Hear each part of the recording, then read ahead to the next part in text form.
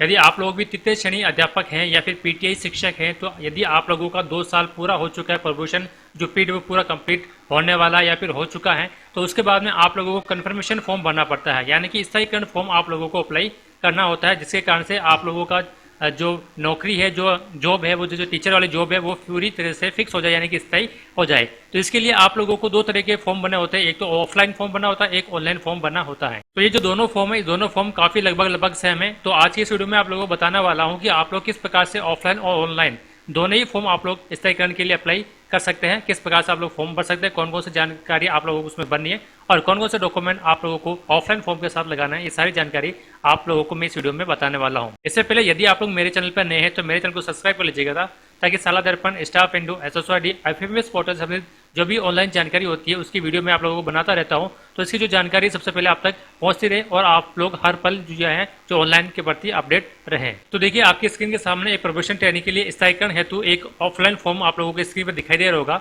ये फॉर्म आप लोगों के पास में हो भी सकता है, नहीं भी हो सकता है। यदि आप लोगों के पास में ये फॉर्म नहीं है तो इस वीडियो के डिस्क्रिप्शन बॉक्स में इसका लिंक दे रखा है पीडीएफ फाइल का, तो वहां से आप लोग उसको डाउनलोड कर लीजिएगा और इसकी पीडीएफ फाइल से प्रिंट आउट निकाल लीजिएगा।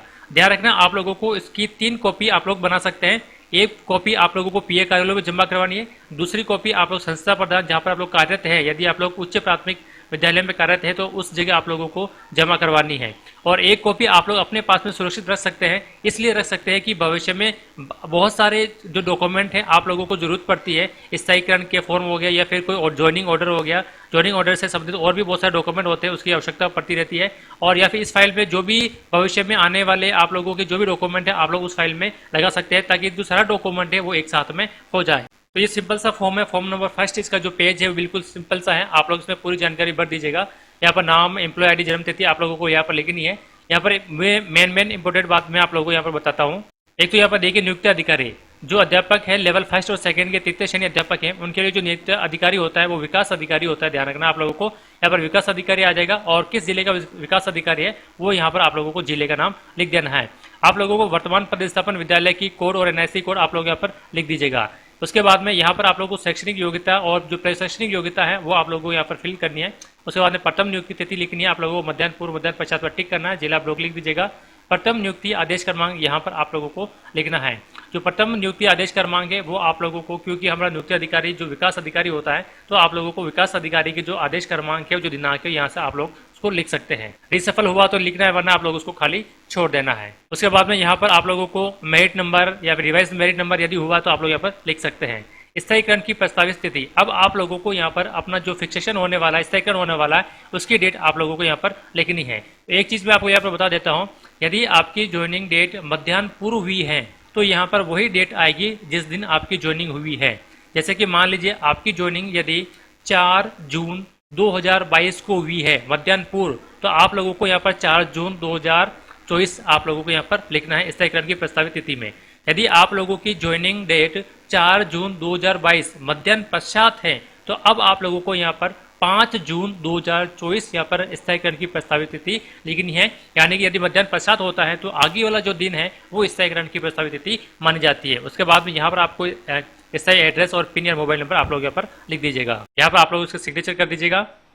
उसके बाद हम लोग नीचे चलते हैं सेकंड वाला जो पेज है, यहाँ पर आप लोगों को परीक्षा परिणाम आप लोगों को भरना है। परीक्षा परिणाम आप लोगों को बोर्ड क्लास का भरना, आप लोग ये विशेष रूप से ध्यान में रखिए। वो भी आप लोगों के 2 सालों में जो आप लोगों ने प्रमोशन पीरियड के अंदर जो रिजल्ट आया है वो रिजल्ट आप लोगों को भरना है। यहाँ पर कक्षा आ जाएगी, विषय आ जाएगी, कुल विद्यार्थी आ जाएगा।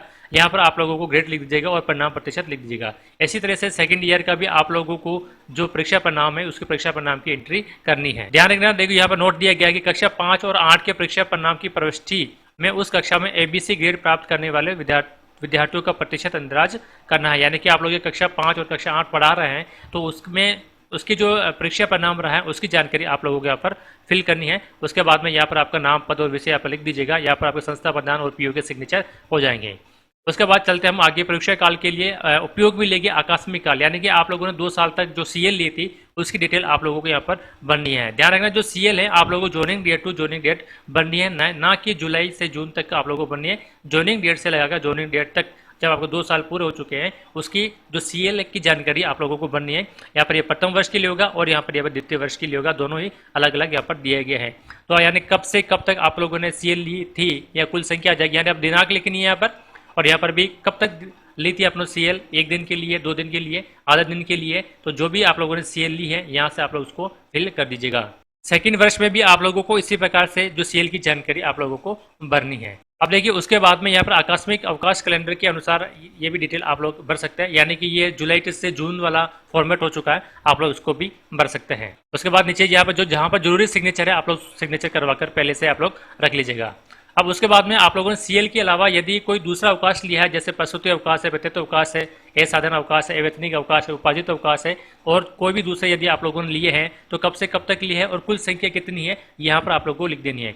ध्यान रखना आप लोगों को सीएल को छोड़कर, यदि आप लोगों को सीएल को छोड़कर इन 4 चीजों में से किसी प्रकार का भी अवकाश लिया है तो आपको इसकी ऑर्डर की आदेश की कॉपी इसके साथ में लगानी होगी, और जब आप लोग ऑनलाइन फॉर्म भरोगे तब भी वहां पर उसकी आदेश की कॉपी को अपलोड करना होगा। उसके बाद में यहाँ पर सिग्नेचर हो जाएगा, आपका नाम आ जाएगा, यहाँ पर आप लोग सिग्नेचर करवा दीजिएगा। उसके बाद है आपका सेवा संतोष प्रमाण पत्र। तो सेवा संतोष प्रमाण पत्र में जो जानकारी मांगी गई है वो आप लोगों को यहाँ से भर दीजिएगा। यहाँ पर जो सिग्नेचर की आवश्यकता है यहाँ पर आप लोग उसको सिग्नेचर करवा लीजिएगा। उसके बाद हम लोग चलते हैं वेतन संबंधी भुगतान संबंधी प्रमाण पत्र की आप लोगों ने इनके सेवा काल में जिन्होंने वेतन जो एरियर है उससे ज़्यादा का भुगतान नहीं किया गया है तो ये भी आप लोगों को भरना जरूरी है। ये फॉर्मेट भी आप लोग उसको भर लीजिए। तो ये जो कुछ 6 पेज था इंपॉर्टेंट यहाँ पर मैंने आप लोगों को बता दिए। तो इस तरीके से आप लोगों को ऑफलाइन फॉर्म भरकर अपने पास में तैयार रखना है और इसके आधार पर आप लोगों को ऑनलाइन फॉर्म भी भरना है। ध्यान रखना जब आप लोग ऑनलाइन फॉर्म भरेंगे तो इसकी भी एक प्रिंट आउट कॉपी निकालनी है, और ये जो आप लोगों को ऑफलाइन फॉर्म भर रहे हैं इसकी भी कॉपी आप लोगों को एक फाइल बनाकर पीओ कार्यालय और अपने स्कूल में जमा करवानी है। तो ये तो था ऑफलाइन फॉर्मेट। अब हम चलते हैं ऑनलाइन फॉर्मेट के बारे में। ऑनलाइन फॉर्म आप लोगों को किस प्रकार से भरना है, तो सबसे पहले हम लोग चलते हैं अपनी जो स्टाफ आईडी होती है उस स्टाफ आईडी से आप लोग आईडी और पासवर्ड डालकर लॉगिन हो जाएगा। तो यहाँ पर मैं आईडी और पासवर्ड डालकर लॉगिन हो चुका हूँ। तो लॉगिन होने के बाद में आप लोगों को फॉर्म वाला ऑप्शन दिखाई दे रहा होगा, इस पर आप लोग क्लिक करना है, फिर एप्लीकेशन फॉर इस वाला ऑप्शन पर क्लिक करना है, फिर फॉर्म्स वाला ऑप्शन पर क्लिक करना है। उसके बाद में आप लोगों को यहाँ पर सेकंड ऑप्शन मिल जाएगा कंफर्मेशन फॉर्म, इस वाले पर क्लिक है, इस पर आप लोग क्लिक कीजिएगा। क्लिक करने के बाद में आप लोगों को यहाँ पर सिंपल सा फॉर्म यहाँ पर ओपन हो जाता है। तो इस फॉर्म को आप लोगों को भरना है। यहाँ पर कुछ डिटेल ऑटोमेटिक फिलअप हो रखी है, कुछ डिटेल आप लोगों को फिल करनी है। जैसे कि सबसे पहले स्थगन हेतु मूल पद कौन सा आप लोगों को, चाहे लेवल 2 है, लेवल 2 है, जो भी आप लोगों का पद सेलेक्ट कर लीजिएगा। यहाँ से आप लोगों को विषय आ जाएगा। यदि आप लोग लेवल 1 है तो कोई विषय नहीं आएगी, यदि आप लोग लेवल 2 है तो यहाँ पर आपका सब्जेक्ट चूज कर लीजिएगा। उसके बाद में नियुक्त अधिकारी का नाम, तो मैं आप लोगों को पहले बता चुका हूँ कि जो तृतीय श्रेणी अध्यापक होते हैं उसका जो नियुक्त अधिकारी होता है वो विकास अधिकारी होता है, तो यहाँ पर विकास अधिकारी आ जाएगा। उसके बाद में यहाँ पर जिला ऑटोमेटिक यहाँ पर शो हो जाएगा। उसके बाद में मेरिट नंबर आ जाएंगे। ये जो मेरिट नंबर आ रहे हैं ये आपके प्रपत्र 10 से उठाए गए हैं। उसके बाद में परीक्षा परिणाम रिवाइज यदि हुआ तो हाँ करना, बाकी ना करना। उसके बाद आता है वर्तमान पद पर कार्यग्रहण तिथि। जैसे कि मान लीजिए यहाँ पर 4 जून 2022 इसकी जो ज्वाइनिंग डेट है, अब इन्होंने मध्याह्न पूर्व यहाँ पर ज्वाइनिंग कर ली है। यदि आप लोगों ने यहाँ पर मध्याह्न पश्चात ज्वाइन करते हैं तो आप लोगों की जो स्थायीकरण की जो तिथि है वो 5/6/2024 हो जाती। और यहाँ पर देखिए अनवरत कार्यरत हो या नहीं, यानी कि आप लोग लगातार कंटिन्यू जॉब में है कि नहीं, तो आप हाँ कर देना है। नियुक्ति आदेश क्रमांक यहाँ पर विकास अधिकारी के लिए गया है, ये क्योंकि प्रपत्र 10 में भरा हुआ है इसलिए यहाँ पर ये ऑटोमेटिक फिल हो रखा है। तो आप लोग भी पहले प्रपत्र 10 में भर लीजिएगा तो यहाँ पर ऑटोमेटिक आ जाएगा। यदि नहीं भरा हुआ तो आप लोग यहाँ से उसको भर सकते हैं। पद पर स्थायीकरण की प्रस्तावित तिथि, तो तिथि यहाँ पर आप लोगों को मैंने बता दी है क्योंकि यहाँ पर अब 4 जून 2022 है, तो अब यहाँ पर जो प्रस्तावित तिथि होगी वो 4 जून 2024 हो जाएगी। यदि मध्याह्न पश्चात आप लोगों ने ज्वाइनिंग की है तो 5 जून 2022 यहाँ पर प्रस्तावित तिथि हो जाएगी। उसके बाद आप लोगों को यहाँ पर यदि आप लोग मॉडल स्कूल में कार्यरत हैं तो आप लोगों को यहाँ पर NSA-ID बननी है, वरना आप लोगों को नहीं बननी है। उसके बाद यहाँ पर आप लोगों को रिजल्ट बनना है 2 सालों का। ध्यान रखना कक्षा 8 और कक्षा 5 बोर्ड की जो परीक्षा है उसी का आप लोग यहाँ पर रिजल्ट एंट्री करेंगे, और उसमें भी आप लोगों को जिन बच्चों के ABC ग्रेड आई है उन्हीं बच्चों को लेना है। D ग्रेड वाले बच्चों को आप लोगों को इसमें शामिल नहीं करेंगे। तो यहाँ से सबसे पहले आप लोग सत्र सेलेक्ट कर लीजिएगा, जो भी आपको प्रथम सत्र था वो सत्र सेलेक्ट कर लीजिएगा। यहाँ से आप लोग कक्षा सेलेक्ट कर लीजिएगा। उसके बाद में यहाँ से आप लोगों को विषय सेलेक्ट करनी है। तो जो भी विषय आप लोग पढ़ा रहे थे वो विषय आप लोग यहाँ से सेलेक्ट कर लीजिएगा। जैसे मान इंग्लिश पढ़ा रहा तो इंग्लिश सेलेक्ट कर लिया।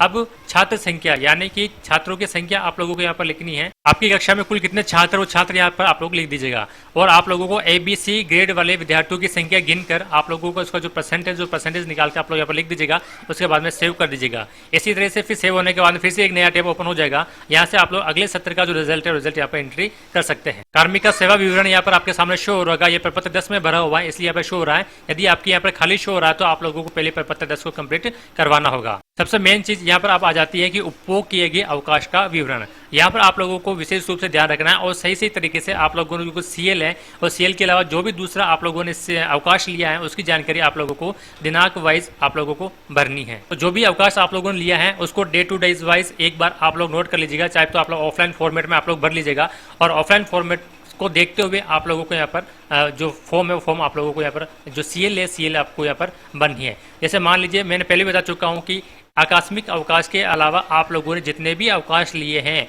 उसके ऑर्डर आप लोगों को यहाँ पर ब्राउज कर उसकी पीडीएफ फाइल को यहाँ पर अपलोड करना होगा। सीएल के लिए किसी भी प्रकार का कोई भी कागज यहाँ पर अपलोड करना नहीं होगा। जैसे एक मैं आपको एंट्री करके बताता हूँ। जैसे मान लीजिए यहाँ पर मैंने आकस्मिक अवकाश लिया है, तो आकस्मिक अवकाश सेलेक्ट करने के बाद में यहाँ से आपको फिर से प्रथम वर्ष आप लोगों को चूज करना है।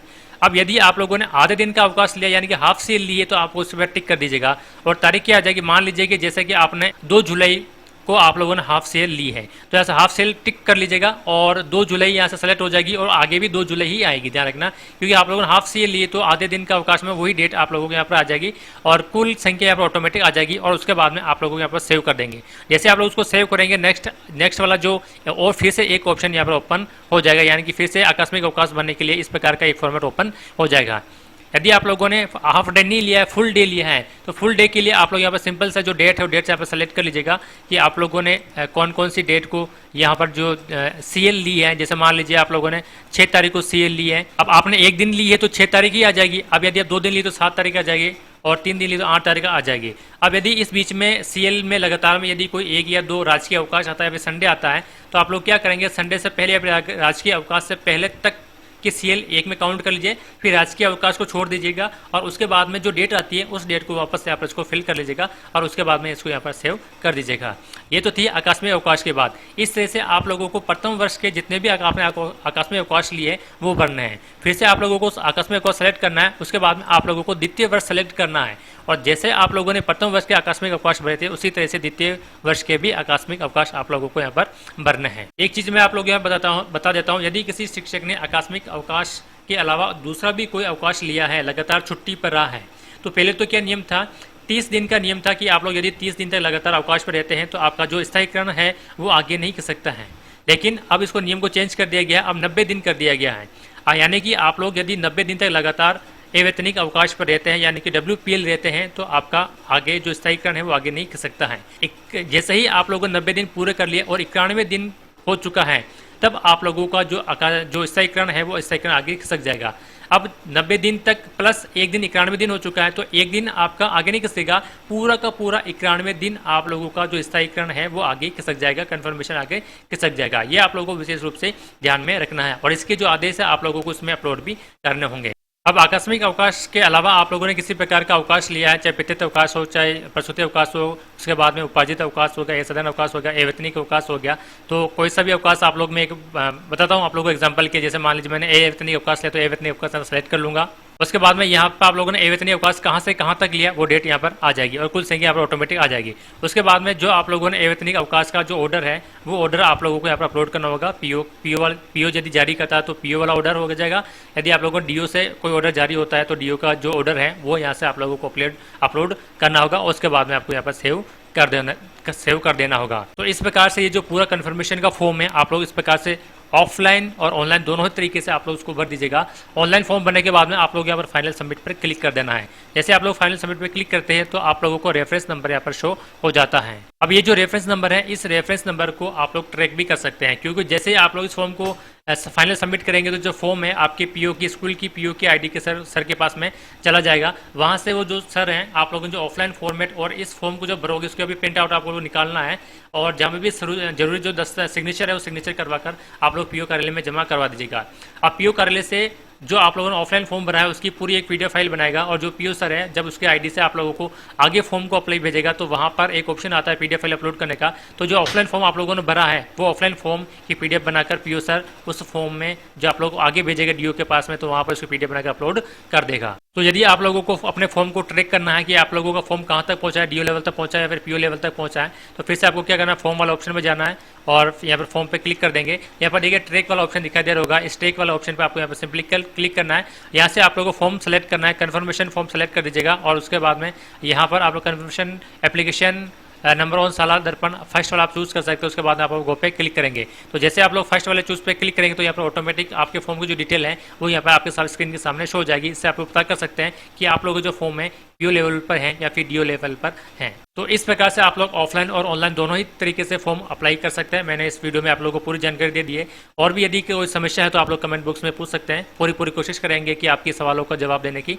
यदि वीडियो अच्छी लगी तो लाइक एंड शेयर कीजिएगा। और यदि आप लोग मेरे चैनल पर पहली बार आए हैं तो मेरे चैनल को सब्सक्राइब कर लीजिएगा, ताकि सालाना दर्पण, स्टाफ इंटरव्यू और स्थायीकरण से संबंधित या फिर एसओसआईडी होगी, पे मैनेजर होगा, आईएफएमएस पोर्टल होगा, ये जो शिक्षा से संबंधित जो भी ऑनलाइन जानकारी होती है अपने समय समय पर ऑनलाइन अपडेट आते रहते हैं। तो इसकी जो न्यूज़ है उस पर आप तक पहुँचती रहे और आप भी ऑनलाइन के प्रति हमेशा अपडेट रहें।